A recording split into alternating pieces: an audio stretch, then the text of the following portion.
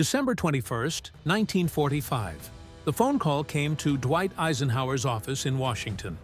George Patton was dead. For 3 years, Eisenhower had walked a tightrope, publicly disciplining his most effective general, while privately depending on him to win battles no one else could win. He defended Patton to politicians, apologized for him to allies, and restrained him when his aggression threatened to create diplomatic disasters. Now, Patton was gone. And for the first time since the war began, Eisenhower didn't have to measure his words. What he said in the weeks and months that followed revealed a truth he'd buried under layers of political necessity. Patton wasn't just a good general. He was irreplaceable. And losing him felt like losing the war's most effective weapon.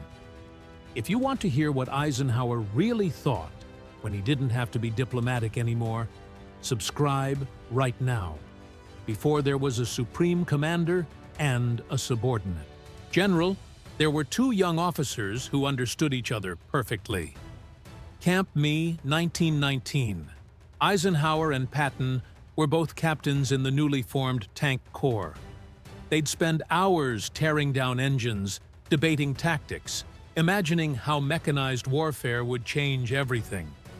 Patton was the wealthy aristocrat, old family money, supreme confidence, already a combat veteran from Mexico and France. Eisenhower was the Kansas farm boy who'd missed combat in World War I and was still trying to prove himself. But they connected over a shared vision.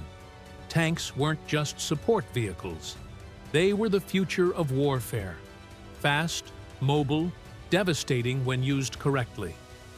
The Army disagreed, shut down their ideas, threatened their careers if they kept pushing. Patton, with his family wealth, could afford to be defiant. Eisenhower, who needed his paycheck, learned to be more careful with his words. 23 years later, those 2 captains had become the Supreme Allied Commander in Europe and the most feared general in the American Army. The friendship remained, but everything else had changed. Eisenhower now had to manage Patton, had to harness his aggression, had to explain his controversies to Roosevelt, to Churchill, to Marshall, had to decide when to unleash him and when to hold him back. And Patton. Patton resented being managed. He thought Eisenhower had become too political, too cautious, too concerned with diplomacy and coalition building. He wanted to fight, not negotiate. The tension between them simmered throughout the war. 2 men who'd once been equals now locked in a relationship where one had the vision and the other had the power to execute it or to stop it. August 1943, Sicily. Patton was commanding the 7th Army in the invasion of Italy. He visited field hospitals and encountered soldiers suffering from what we'd now call PTSD, then called combat fatigue or shell shock. Patton saw them as cowards. In 2 separate incidents, he slapped soldiers, called them names, threatened to shoot them. Word got out. Journalists heard about it. Politicians demanded answers. The public was outraged. Eisenhower faced an impossible choice: fire Patton and lose his best combat commander, or keep him and risk a political firestorm. Eisenhower chose a middle path. He issued a formal reprimand. He ordered Patton to apologize to the soldiers, to the medical staff, to his entire army. He made it public enough to satisfy critics, but stopped short of ending Patton's career. Why? Because Eisenhower was already planning Operation Overlord, the invasion of France, and he knew he needed Patton for it. Not wanted, needed. In Sicily, Patton had proven what Eisenhower suspected. He moved faster, hit harder, and demoralized the enemy more effectively than any other American commander. His 7th Army had raced across Sicily, while Montgomery's British forces moved methodically. The Germans learned to fear Patton's speed and unpredictability. So Eisenhower saved Patton's career, but it came at a cost. Eisenhower had to defend the decision to Marshall, to Roosevelt, to the War Department. He had to promise that Patton would be controlled, that it wouldn't happen again, that the military benefit outweighed the political cost. And here's what Eisenhower could never say publicly. He wasn't entirely sure Patton was wrong. In private conversations with his staff, Eisenhower expressed frustration with soldiers who broke down under pressure. He didn't condone Patton's actions, but he understood the mindset. In war, you need men who can endure. Patton's method of handling it was wrong, but his instinct that armies need discipline and mental toughness wasn't entirely off base. Eisenhower just couldn't say that. So, he reprimanded Patton publicly and protected him privately. Spring 1944. D-Day was approaching. Eisenhower faced a crucial problem, convincing the Germans that the invasion would come at Killala, not Normandy. The solution was Operation Fortitude, an elaborate deception involving fake armies, fake radio traffic, fake installations, and at the center of it all, George Patton. The Germans believed Patton was the most dangerous Allied commander. They'd studied his North Africa and Sicily campaigns. They knew he was aggressive, unpredictable, and devastatingly effective. German intelligence was obsessed with tracking his location, so Eisenhower used that obsession. He put Patton in command of the fictitious First Army Group, supposedly preparing to invade Killala. Patton gave speeches, inspected fake units, appeared at fake bases. German reconnaissance photographed inflatable tanks and plywood landing craft, and the Germans bought it. They kept major forces at Killala for weeks after.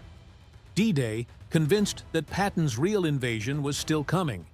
It worked brilliantly, but it drove Patton insane. He wanted to be in the first wave at Normandy. He wanted to fight, not play actor for a phantom army. He felt humiliated being used as bait, while other generals earned glory on the beaches. Eisenhower couldn't tell him the full truth, that Patton was more valuable as a deception than as a commander in those crucial early weeks, that his reputation was literally saving Allied lives by keeping German divisions away from Normandy. Patton only learned the full scope of Operation Fortitude after the war, and even then he resented it. But Eisenhower knew what he was doing. He was using Patton's greatest asset, his fearsome reputation, to win battles before they were even fought. August 1st, 1944, Patton's Third Army finally became operational in France. What followed was the most spectacular advance in modern military history. Funnies, 1 month, the Third Army advanced further than any comparable force had ever moved. They liberated hundreds of French towns and cities. They destroyed or captured tens of thousands of German soldiers. They moved so fast that German commanders couldn't establish defensive lines before Patton smashed through them. Eisenhower watched with a mixture of pride and anxiety. Pride because Patton was proving everything they'd theorized back in 1919 about mobile warfare.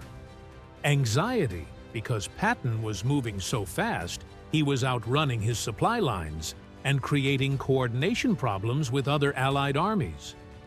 The other commanders couldn't keep up. Bradley was methodical and careful. Montgomery was even slower, refusing to attack until every detail was perfect. But Patton just moved. He'd call Eisenhower's headquarters demanding more fuel, more ammunition. "Give me the supplies, and I'll be in Berlin in 2 weeks," he'd say. Eisenhower would have, to explain that it wasn't that simple. Other armies needed supplies too. Political considerations mattered. The Soviets had agreements about occupation zones. Patton didn't care about any of that. He saw the German army crumbling and wanted to finish them before they could recover. Every day of delay in Patton's mind was wasted opportunity. And privately, Eisenhower sometimes agreed. In conversations with his chief of staff, Bedell Smith, Eisenhower would admit that Patton had a point, that maybe they were being too cautious, that maybe politics was interfering with military logic. But as Supreme Commander, Eisenhower had to think about military effectiveness. He had to manage an alliance of nations with competing interests. He had to balance American, British, and Soviet priorities. He had to think about the post-war world, not just winning the current battle.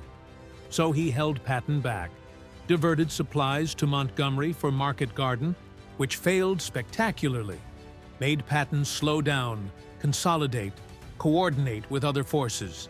Patton was furious, thought Eisenhower was wasting the best chance to end the war. Their relationship, already strained, became openly hostile at times. December 16, 1944, the Ardennes Forest.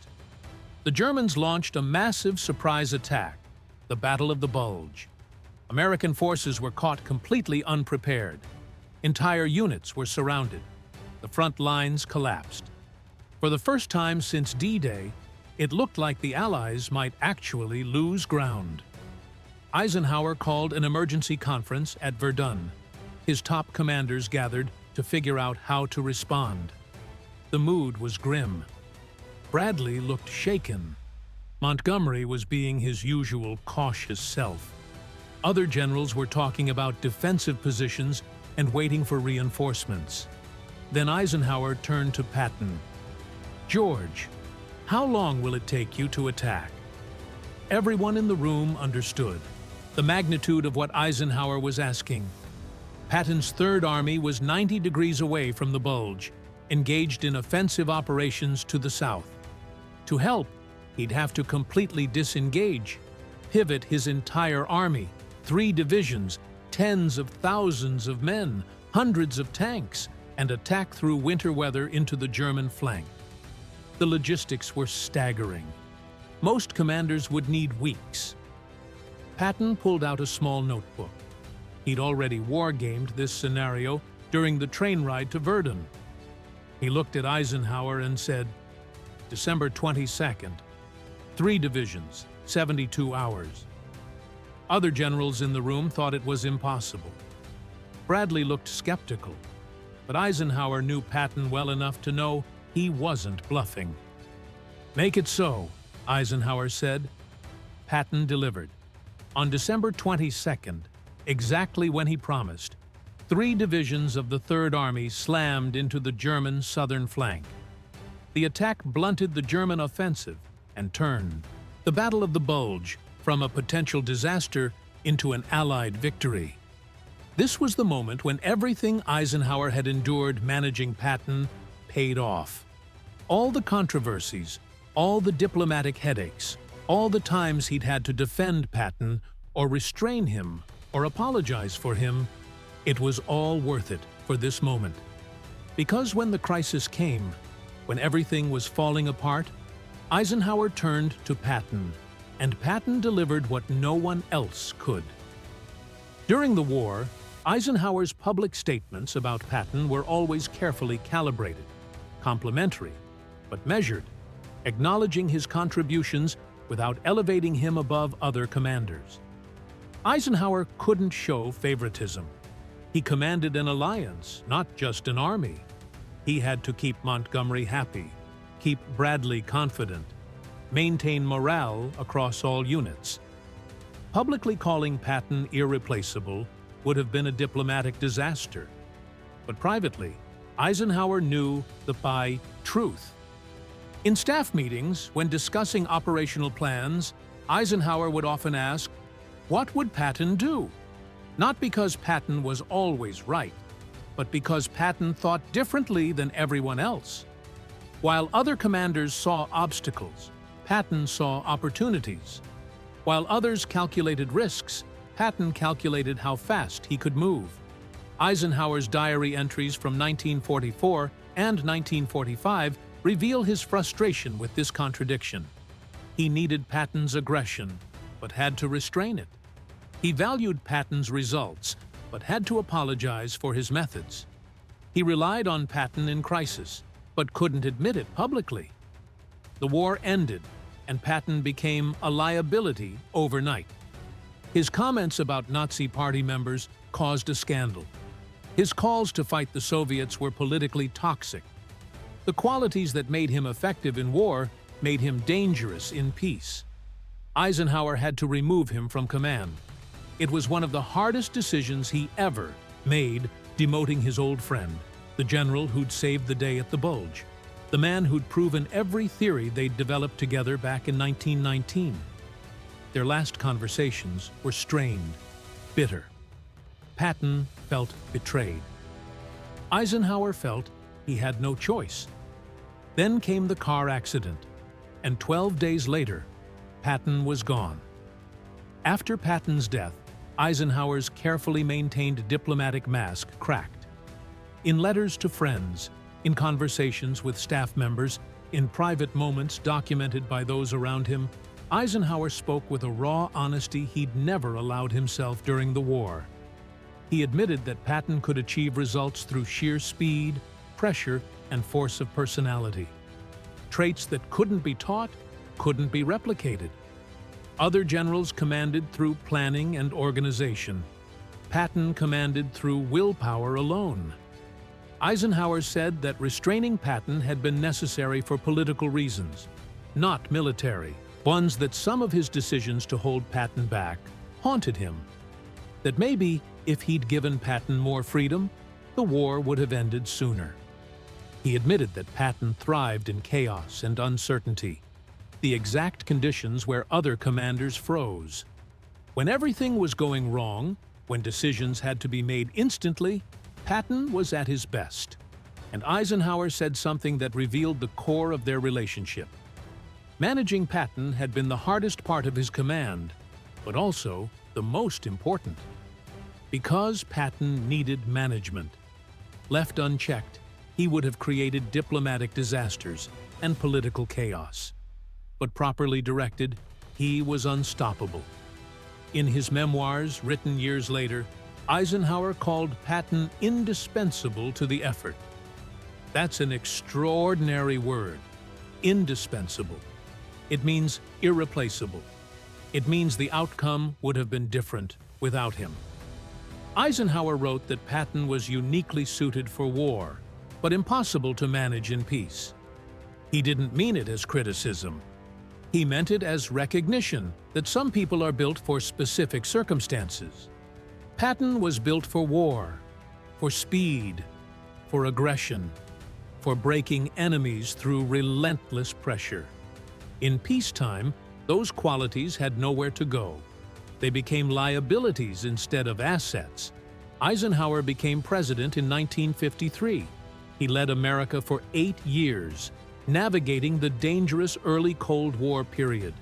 He never fought another war, never commanded another army, but he never forgot Patton.